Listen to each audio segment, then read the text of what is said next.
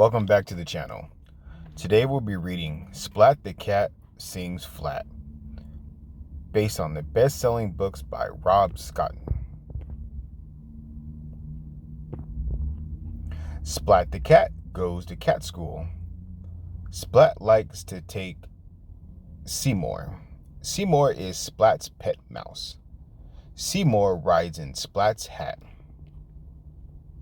One morning, Splat's teacher had big news. She asked all the cats to sit on the big red mat. Seymour sat in Splat's hat.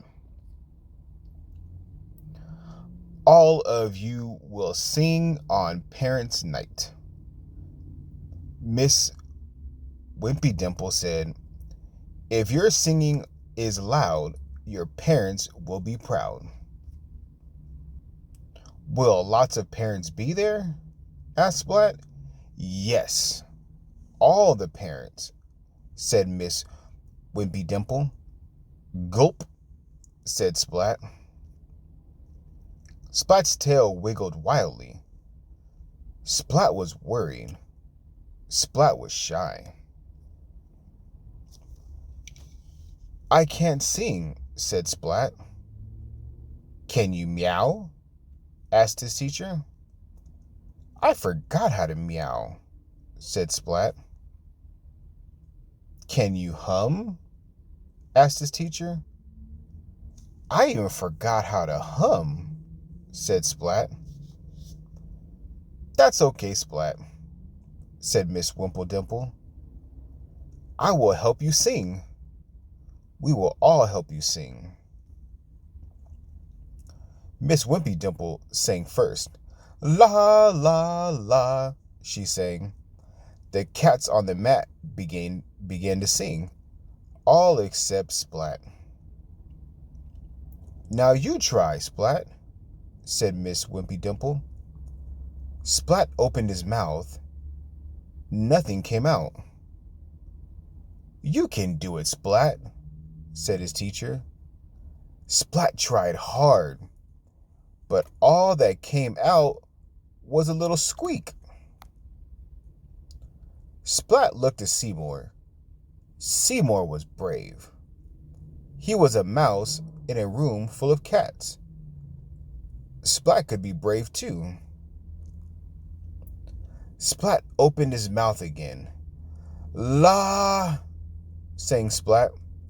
The note was loud. It was long. And it was very, very flat. The cats on the other mat went wild. Splat was not trying to be funny, but he was funny anyways. "Sing just like that," said Miss Wimpy Dimple. "You will be the star with a mouse in his hat." "Maybe," said Splat. Splat went home after school. "What if I forget my part?" Splat asked Mom and Dad. "You won't forget," they said to Splat.